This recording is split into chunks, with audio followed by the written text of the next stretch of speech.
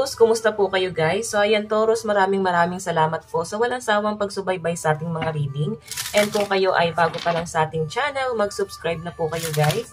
And i-click mo na rin yung ating notification bell para lagi po kayo guys updated sa ating mga bagong upload. So ayan Taurus, ang reading natin ngayon is ano ba ang kaganapan sa inyo ngayong Burr months, no, sa 4 na buwan na natitira ngayong taong 2023. Bago mag 2024, sobrang bilis ng panahon.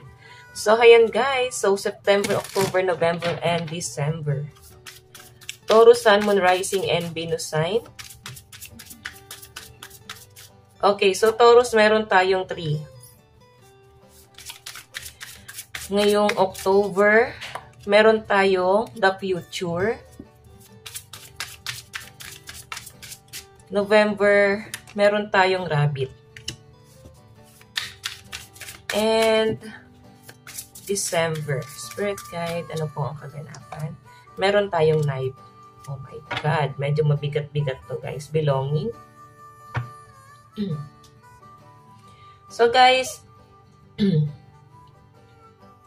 ngayong September, Taurus, malinaw na pinapakita sa akin yung 3. Yes, 3 kasi parang nagsisignify ito na per season, namumukadkad siya. May tamang panahon para sa kanya, no? So, wag mo, parang i-apply mo yung sarili mo doon. Taurus, kung nakikita mo na parang hindi ka swerte ngayong araw o hindi ka swerte ngayon, parang i-ano mo lang siya, no? I-feel mo lang siya kasi may tamang panahon para sa inyo, lalo na sa mga nangangarap dito guys, mataas ang ambisyon nyo. So, kung nakikita mo yung kasama mo or nakikita mo yung ibang tao, na ba't sila nagiging successful, ako nandito pa rin. So, first season yan, guys. Kumbaga sa puno, no? Sa ibang bagay, no? Sa tao naman, panapanahon lang, guys. So, may panahon para sa'yo na mamumukadkad ka. May panahon sa'yo na magkakapil ka ng ups and downs. So, maaring hindi talaga stable ang magaganap sa inyo ngayong September, no? Baka may ups and downs pa rin na mangyayari. Okay? Huwag mong i-apply ang sarili mo sa iba na parang, bakit sila ganon, ba't ako ganito pa rin? Isipin mo na panapanahon lang yan. May tamang panahon para sa'yo, okay? Kung napipil mo na hindi maayos ang pamumuhay mo ngayong September, so maaring hindi pa para sa'yo. Or kung napipil mo na parang ito yung tamang panahon sa inyo, kasi parang may mga usbong dun eh. Ayan no? Ayan. Parang hindi naman mabubuhay tong puno na to na hindi talaga siya umuusbong. So I think kung napipil mo na ito yung tamang panahon sa'yo, ipil mo lang siya, no? So tignan natin guys. Kaganapan po kay Taurus ngayong September. Meron tayong, diba, the moon. May mga bagay na mahirap ka nang itago, may mga sikreto na hirap ka nang kimkimin na lang talaga sa sarili mo. So, maaaring sinasarili mo lang din yung problema o namumuhay ka nang nag-iisa.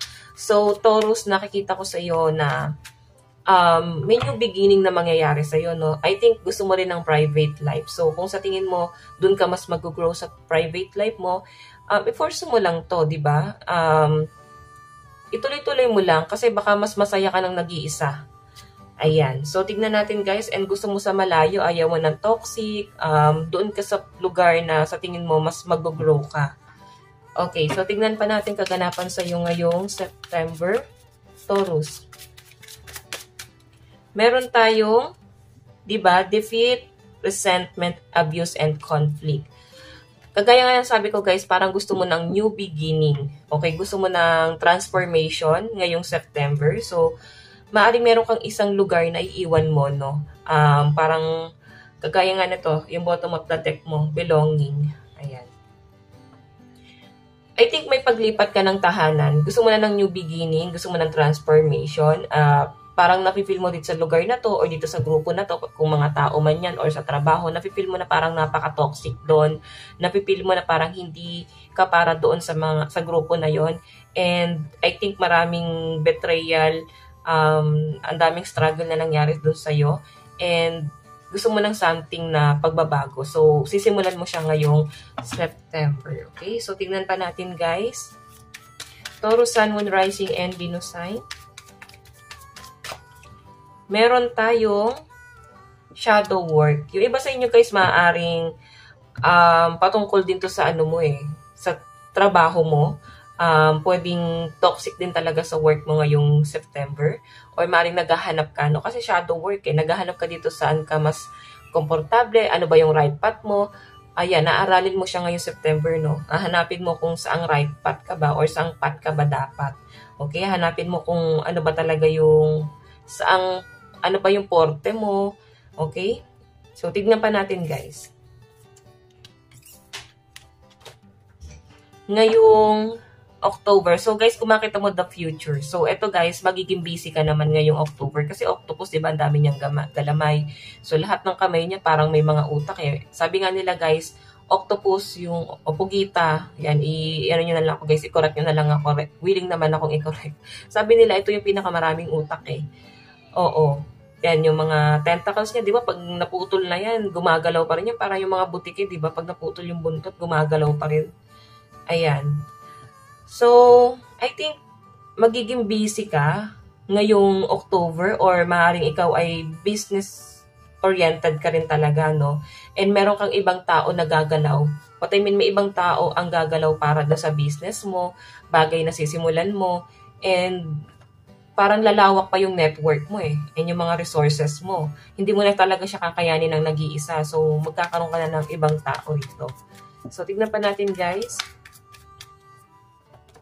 Meron tayong death. So, may ending na nangyari sa inyo, guys. Itong ending na to, ito yung new beginning na, ito yung new beginning para sa inyo, guys. Kumbaga, yung ending na nangyari sa'yo, feeling mo parang lumaga pa ka na, feeling mo hanggang doon ka na lang, or hindi mo na alam kung saan ka hahakbang, kung paano ka pahahakbang.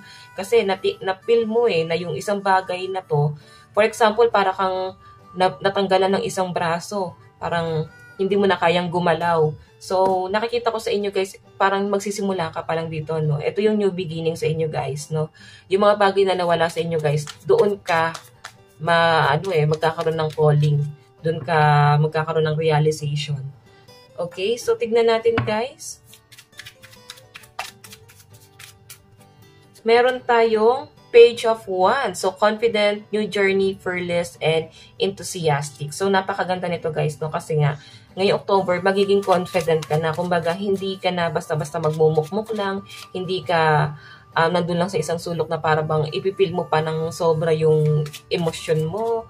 Na parang kailangan pala ganito, ganyan. Okay, hindi mo na hahayaan pa yung sarili mo ng ganon. Na tatambayan mo yung lungkot, no? Kasi nakikita ko magiging confident ka na ngayong October.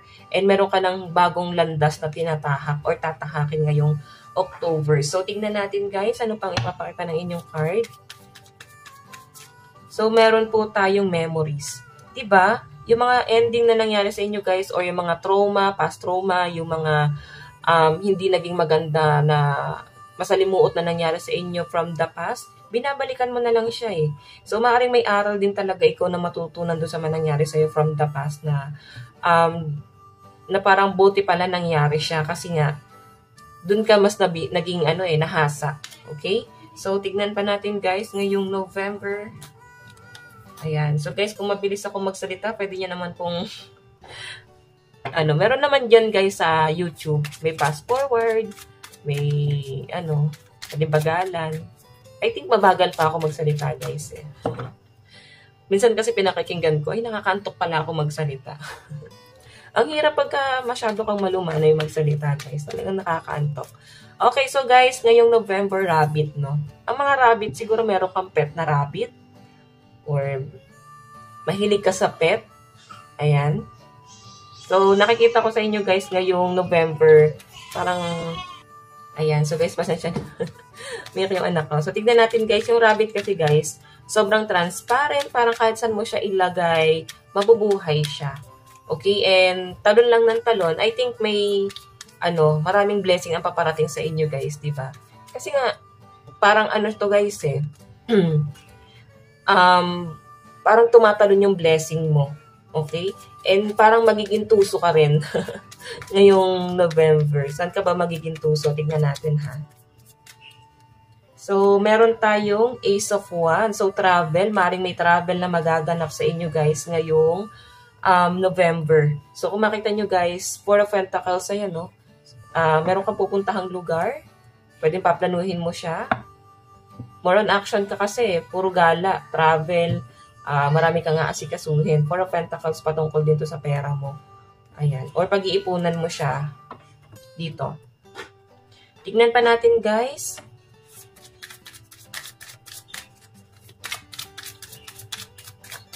So, guys, meron po tayo Nine of Swords. Ayan, sabi ko sa inyo, guys. Ito nga, guys, yung parang magiging tuso ka, no? Kasi nafe-feel mo rito. Sabihin na nating unti-unti ka na kasing lumalabas doon sa, new page, no? Kung ang buhay mo ay parang nasa isang libro, parang nandito ka pa sa page nito, parang kailangan mo nang ilipat sa next page. Nagkakaroon ka pa kasi dito ng parang transition, nag-a-adjust ka pa, no? Ganun yung nafe-feel ko sa inyo ngayong November. So, magkakaroon ka dito ng realization, ayan, may pag-a-adjust na parang hindi ka pa totally ready. Okay, dito sa transformation na nagaganap sa buhay mo. Okay, parang hindi mo pa kasi siya, hindi mo to gusto or hindi ka sanay. Okay, so tignan natin. Ayan, nightmare, insomnia, anxiety, and fear. Maaaring ikaw ay magkakaroon ng sobrang matinding stress. I think may depression din talaga yung iba sa inyo. Pinaglalabanan nyo lang talaga.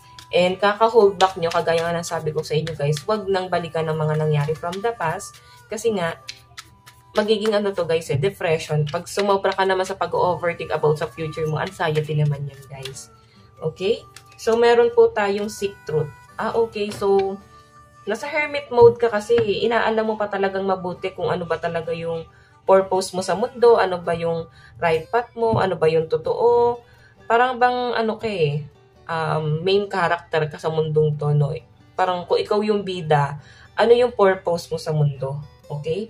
Feeling mo kasi dito, may mga bagay na hindi mo, parang nalulungkot ka nang nag-iisa, syempre minsan, di ba? Parang nalulungkot ka rin nang nag-iisa. Tapos mag-isa ka lang lumalaban dito. Kailangan mo paglabanan to kasi magkakaroon ka ng matinding realization ngayong November. So, tignan natin ngayong December. Baka may pagbabago na. Okay? So, kung makita nyo guys, ito na nga, Knight. Depression nung November So, maaaring dala-dala mo pa rin siya ngayong December. So, Knight kasi guys, nakakita ko sa inyo guys. Ito kasi guys, pangit na sign yan.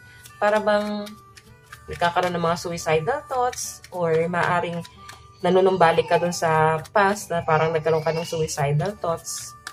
Okay, so sige, tignan natin guys. Kaganapan sa iyo ngayong December. So, 6 of Pentacles. Kaya pala may knife dito kasi parang ikaw yung source ng pamilya mo, ikaw yung breadwinner, ikaw yung laging hinihinga ng tulong. So, parang gusto mo mapag-isa rito kasi nga, parang habang buhay mo nang dala-dala yung responsibilidad na yon, parang gusto mo na ng something new or gusto mo na lang ikat yung sarili mo sa kanila, no? Siguro kaya ka nagkakaroon ng suicidal thoughts kasi sobrang stress mo na rin na hanggang ngayon, bit-bit mo pa rin yung responsibilidad na parang wala man lang tumutulong sa inyo, guys. Okay? Mag-isa ka kasing namumuhay rito. Tignan natin, guys. Meron po tayong, opportunity, fantasy, illusion, and decision. So, ito guys ay nabubuo lang sa isip mo, no? Mga bagay na iniisip mo, para bang sa isip mo, napakayaman mo na, ang layo na ng nararating mo, pero in real life, nandun ka pa rin, no? Nandun ka pa rin sa position mo, hindi ka pa rin nakakaalis. Sa dami ng gusto mong simulan, so simulan mo na yan para, di ba, at least nakikita mo na yung resulta. Okay? Nakikita ko kasi guys, parang nag-i-illusion or nagpa-fantasy ka pa rito. Okay, so tingnan pa natin guys. So, meron po tayong walk away. Meron ako nakita rito guys na parang may paglayo talaga. Merong calling sa'yo na maaring hindi mo siya tinatanggap, no? Yung calling sa inyo guys, parang iniisang tabi mo siya, parang hindi mo pa siya totally kiniklaim sa sarili mo na parang hindi ka pa kasi para dun sa path na yon. Kagaya nga ng sabi ko kanina guys, hanggang December, dala-dala mo yung emotion mo nung November. Okay, may pag-walk away naman dito. So, maaaring ito guys ay pag-iwan sa mga taong nafe-feel mo na hindi naman nila nahanap yung worth mo. Pag-iwan sa mga taong inaabuso ka na. Okay, kasi walk away nandito na eh. Then, meron kang opportunity na paparating sa inyo ngayong December na maaaring yun yung i-grab mo. Big break to para sa'yo, no? Tignan natin guys.